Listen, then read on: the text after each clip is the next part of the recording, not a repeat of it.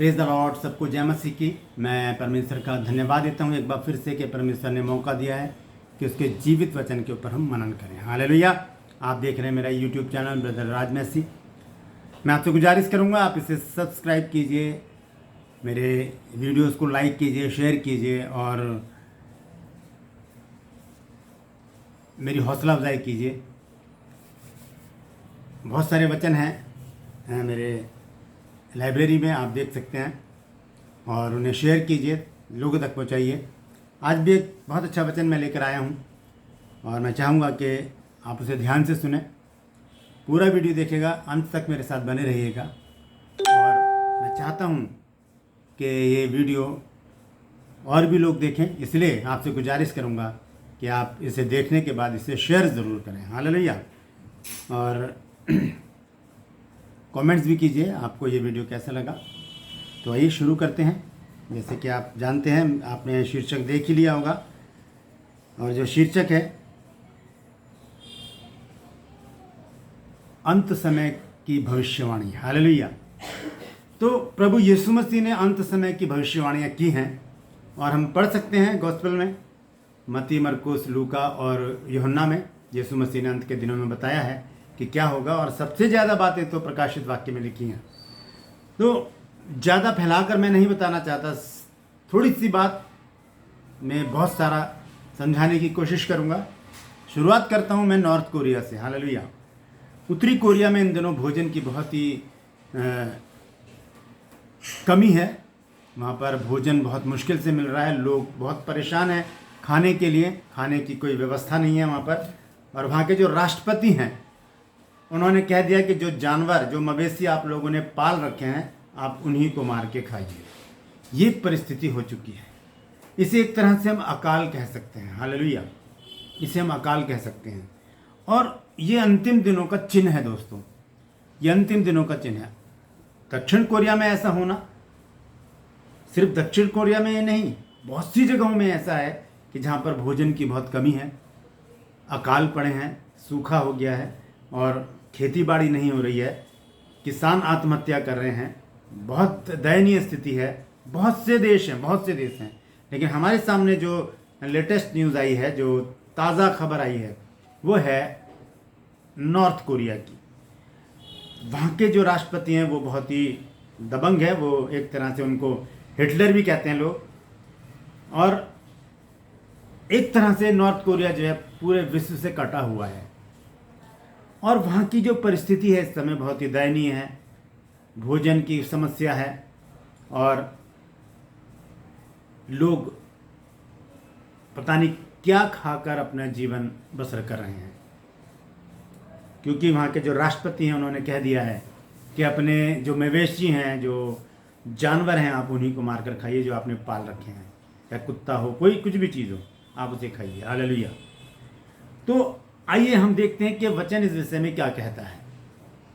आइए मेरे साथ निकाल लीजिए बाइबल और मरकुस की पत्री निकाल लीजिए, 13 अध्याय, और मैं पढ़ूंगा उसके 7 पद को। ध्यान से सुनिएगा क्या लिखा है। और जब तुम लड़ाइयाँ और लड़ाइयों की चर्चा सुनो तो ना घबराना, क्योंकि इनका होना अवश्य है, परंतु उस समय अंत न होगा। क्योंकि जाति पर जाति और राज्य पर राज्य चढ़ाई करेगा, और हर कहीं भूईडोल होंगे और अकाल पड़ेंगे। यह तो पीड़ाओं का आरंभ ही होगा। हालेलुया। दोस्तों, ये भूकंप आना, अकाल पड़ना, लड़ाई झगड़े होना, ये आरंभ है, ये शुरुआत है, ये अंत नहीं है। लेकिन ये निशानी है पृथ्वी के अंत की, सृष्टि के अंत की निशानी है जो यीशु मसीह ने बताई है हमको। यीशु मसीह कहते हैं कि, मैं दोबारा पढ़कर बताता हूं, कि तुम लड़ाइयां और लड़ाइयों की चर्चा सुनोगे। हम सुनते हैं चर्चा, इसका मतलब हम उन लड़ाइयों में शामिल नहीं होंगे, हम उनकी चर्चा सुनेंगे। हमें सुनाई देगा, खबरों में देखेंगे, हम टीवी पर न्यूज़ में देखेंगे, हम अखबारों में पढ़ेंगे, और हमें व्हाट्सएप पर न्यूज़ आएंगी, हमें फेसबुक पर न्यूज़ आएंगी। हमें पता चलेगा कि कैसे राज्य पर राज्य जाति पर जाति चढ़ाई कर रही है। अभी हमने देखा है फरवरी में हमारे देश में ही जाति पर जाति ने क्या किया, चढ़ाई करी एक दूसरे के ऊपर, बहुत लोग मर गए। हालेलुया, जिसे हम अपनी भाषा में कहते हैं दंगे हो जाना। वो दंगे हुए, आगजनी हुई और बहुत से लोग मर गए। ये पीड़ाओं का आरंभ है दोस्तों। यहाँ पर हमने दिल्ली में देखा, दिल्ली में बहुत से लोग मर गए और दिल्ली में जो दंगे हुए फरवरी माह में, उसमें बहुत से लोग हताहत हुए, घर जला दिए गए, बेघर हो गए लोग। बहुत सी माताएं जो हैं उन्होंने अपने लाडलों को खो दिया, बहुत सी स्त्रियों ने अपने पतियों को खो दिया। बहुत ही भयावह स्थिति थी वो। हालेलुया। तो यहाँ पर प्रभु यीशु मसीह ने पहले ही हमको आगाह कर दिया है कि तुम लड़ाइयाँ और लड़ाइयों की चर्चा सुनोगे तो ना घबराना, क्योंकि इनका होना अवश्य है, परंतु उस समय अंत ना होगा। अभी अंत का समय नहीं है। अभी मतलब ये निशानी है, अंत अब आने वाला है, क्योंकि ये चीज़ें होंगी, ये हमारे साथ बीतेगा, है ना। यहाँ लिखा है क्योंकि जाति पर जाति, जैसे मैंने अभी बताया कि जाति पर जाति, अभी कुछ दिन पहले बेंगलोर में भी दंगे हुए, अभी दिल्ली में दंगे हुए। इस तरह से जाति पर जाति, दो कौमें आपस में लड़ेंगी और क्या करेंगे, एक दूसरे को नुकसान पहुंचाएंगी, क्योंकि जातिवाद का जो जहर है वो लोगों के अंदर घुस चुका है, वो उनके अंदर घर बना चुका है। तो ये चीज़ हो चुकी है शुरू हमारे देश से ही। और हमने अभी अमेरिका में भी देखा, वहाँ पर जो गोरे और काले का जो भेद है, वहाँ पर भी दंगे फसाद हुए, वहाँ पर भी आगजनी हुई। तो ये सब बाइबल की बातें हैं जो पूरी हो रही हैं। और यहाँ पर लिखा है कि जाति पर जाति और राज्य पर राज्य चढ़ाई करेंगे। अभी राज्य पर राज्य चढ़ाई करेंगे। जो राज्य हैं, एक ही देश के राज्य दूसरे राज्य पर चढ़ाई करेंगे, चाहे वो वाक युद्ध हो, चाहे वो कैसा भी युद्ध हो, किसी प्रकार का भी युद्ध हो, वो आपस में लड़ाई करेंगे। ऐसा समय भी आने वाला है। हालेलुया।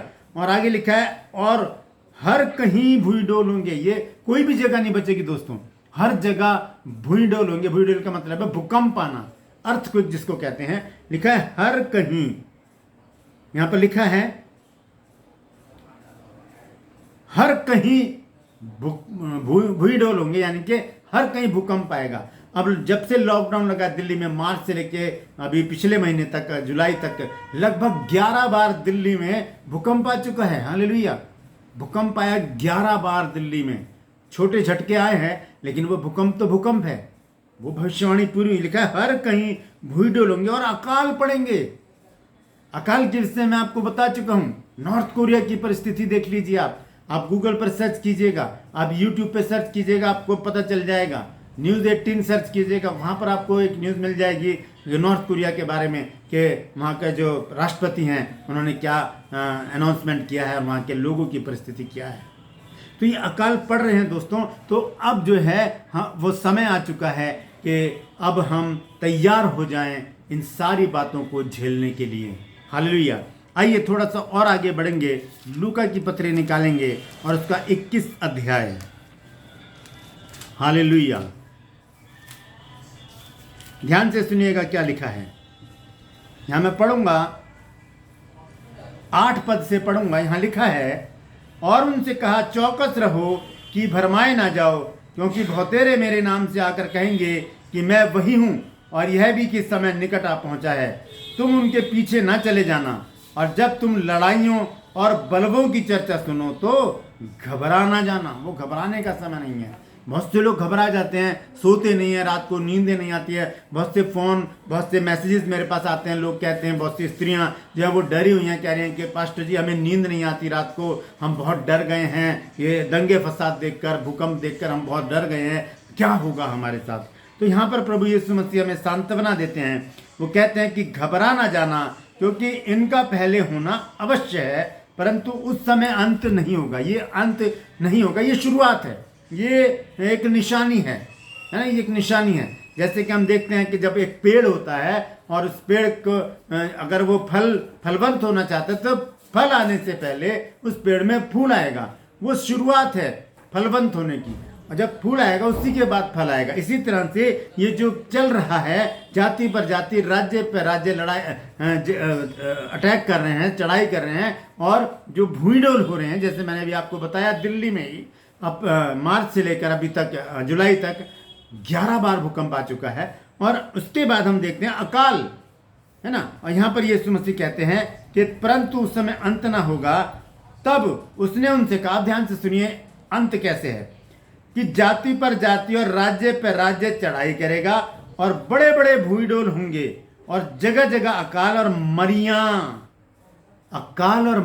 अब हम देख रहे हैं कोविड-19 को, कोरोना वायरस जिसको कहा जाता है, कब से है? दिसंबर नवंबर से ये शुरू है और बहुत सारे देश के लोग ये खा चुका है, बहुत से लोग मर चुके हैं, क्योंकि ये बाइबल की सच्चाई है दोस्तों। बाइबल में लिखा है कि जगह जगह बड़े बड़े भूईडोल होंगे, अकाल पड़ेंगे और मरियां पड़ेंगी। मरियां मतलब महामारी पड़ेंगी।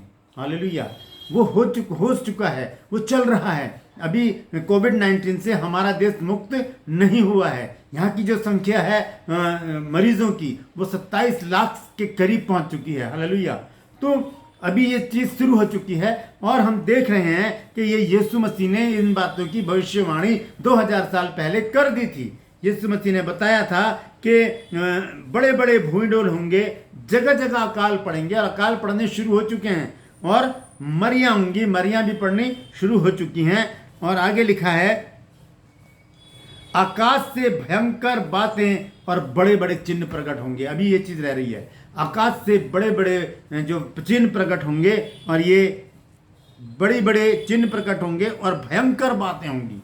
अभी कुछ दिन पहले हम सुन रहे थे कि आकाश से कोई उल्का पिंड गिर रहा है, अगर वो पृथ्वी से टकरा गया तो सब कुछ तहस नहस हो जाएगा। लेकिन परमेश्वर का धन्यवाद हो कि वो पृथ्वी से टकराया नहीं। ये ऐसी खबरें हम सुनेंगे और भी अभी आने वाली ऐसी खबरें हैं। लेकिन मैं आपको जो बताना चाहता हूं उसको ध्यान से सुनिएगा। परंतु इन सब बातों से पहले मेरे नाम के कारण तुम्हें पकड़ेंगे और सताएंगे और पंचायतों में सौंपेंगे और बंदी गृह में डलवाएंगे और राजाओं और हाकिमों के सामने ले जाएंगे, पर यह तुम्हारे लिए गवाही देने का अवसर होगा। हालेलुया। इन सब के पहले क्या होगा? हमारे पर सताव आएगा। हालेलुया। अभी मैं कुछ दिनों पहले एक वीडियो देख रहा था, उसमें मैं देख रहा था वो पास्टर जी बता रहे थे कि 4 साल हो गए हैं इंडिया में मसीहों के ऊपर बहुत ही सताव हैं, लोग मसीहों को मार रहे हैं, पास्टर को जान से मार रहे हैं, बाइबल जला रहे हैं, चर्च तोड़ रहे हैं, आग लगा रहे हैं चर्चेज में। ये 4 साल से धीरे धीरे ये छोटी सी एक चिंगारी है जो लग चुकी है और ये सताव जो है मसीहों के ऊपर आ चुका है। तो अब हमें क्या करना है? सबसे बड़ी बात यह है, आइए देखेंगे हमें करना क्या चाहिए ऐसे मौके पर। भजन संहिता 91 अगर हम पढ़ें तो वो हमें सजग करता है, हमें सचेत करता है कि हमें करना क्या है। हालेलुया। भजन संहिता 91 अध्याय और उसके पहले पद में लिखा है कि जो परम प्रधान के छाए हुए स्थान में बैठा रहे वह सर्वशक्तिमान की छाया में ठिकाना पाएगा। हालेलुया। वो सर्वशक्तिमान की छाया में ठिकाना पाएगा। और लिखा है कि मैं यहोवा के विषय कहूँगा कि वो मेरा शरण स्थान और गढ़ है, वह मेरा परमेश्वर है, मैं उस पर भरोसा रखूंगा। हमारा भरोसा परमेश्वर के ऊपर होना चाहिए। आप याद रखिए, जब प्रभु यीशु मसीह गतसमनी में गए प्रार्थना करने के लिए और चेलों से कहा कि देखो सोना नहीं, मैं भी प्रार्थना करके आता हूँ, और यीशु मसीह थोड़ी देर बाद जब आए प्रार्थना करके तो देखा चेले वो सो रहे थे, तब यीशु मसीह ने उनसे कहा कि क्यों सोते हो, उठो जागो प्रार्थना करो ताकि परीक्षा में ना पड़ो। हालेलुया।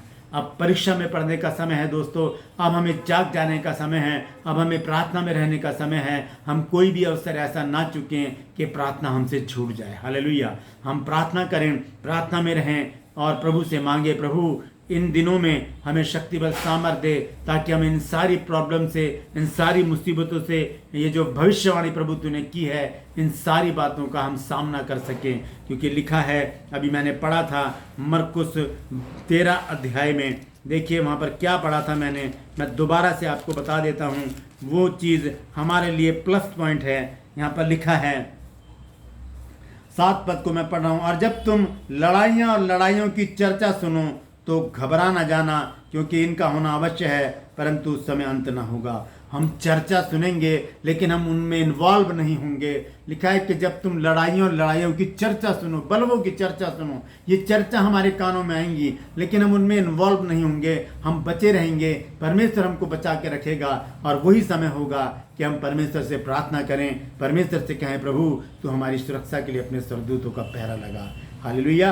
और परमेश्वर हमको बचाएगा। हम देखते हैं एक वचन में, जब हम देखते हैं निर्गमन की पुस्तक में निर्गमन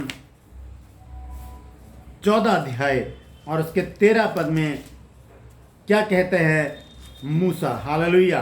मूसा ने लोगों से कहा, क्या कहा देखिए, मैं पढ़कर बताता हूँ आपको। मूसा ने लोगों से क्या कहा, निर्गमन 14 अध्याय और इसके 13 पद को मैं पढ़ रहा हूँ। यहाँ लिखा है, मूसा ने लोगों से कहा, डरो मत, खड़े खड़े वह उद्धार का काम देखो जो यहोवा आज तुम्हारे लिए करेगा, क्योंकि जिन मिस्रियों को तुम आज देखते हो उन्हें फिर कभी ना देखोगे। यहोवा आप ही तुम्हारे लिए लड़ेगा, इसलिए तुम चुपचाप रहो। हालेलुया। हमें चुपचाप रहकर प्रार्थना में रहने की ज़रूरत है दोस्तों। हम इन बातों से घबराएं नहीं, क्योंकि इनका होना तो ज़रूरी है, क्योंकि जब यीशु मसीह ने कहा है तो वो बात पत्थर की लकीर है, उसका होना ज़रूरी है। इसलिए हमें सावधान रहना है, हमें पवित्र रहना है, हमें प्रार्थना में रहना है, हमें परमेश्वर की निकटता में रहना है, ताकि इन सारी प्रॉब्लम से, इन सारी मुसीबतों से हम बच सकें। क्योंकि शुरुआत हो चुकी है दोस्तों। कोरिया में मैंने आपको बताया अकाल पड़ रहा है, और हम देख रहे हैं कोविड-19 को बहुत दिनों से चलता चला आ रहा है, और बहुत से लोग मर चुके हैं, और ये महामारी है जो हम देख रहे हैं। हालेलुया। और भी बहुत सारी बातें हैं, राज्य पर राज्य, जाति पर जाति चढ़ाई कर रही है, और बहुत ही ऐसी तनाव भरी स्थिति है पूरे विश्व में कि पता नहीं कब क्या हो जाए। तो ऐसी परिस्थिति में हमें क्या करना है, हमें 3 काम करने हैं दोस्तों। पहला काम हमें प्रार्थना करनी है, दूसरा काम भी हमें प्रार्थना करनी है, और तीसरा काम भी हमें प्रार्थना ही करनी है। हालेलुया। प्रार्थना प्रार्थना प्रार्थना करें, और इन मुसीबतों से बचकर हम परमेश्वर की पनाह में रहें। हालेलुया। परमेश्वर इन वचनों के द्वारा आप सबको आशीषित करें। मैं गुजारिश करूंगा आपसे कि मेरे चैनल को सब्सक्राइब कीजिए, लाइक कीजिए, शेयर कीजिए। आपको ये वीडियो कैसा लगा, नीचे कमेंट सेक्शन है, उसमें जाकर आप कमेंट्स कीजिए, मुझे बताइए और मेरी हौसला अफजाई कीजिए। हालेलुया। परमेश्वर आप सबको आशीषित करे। हालेलुया।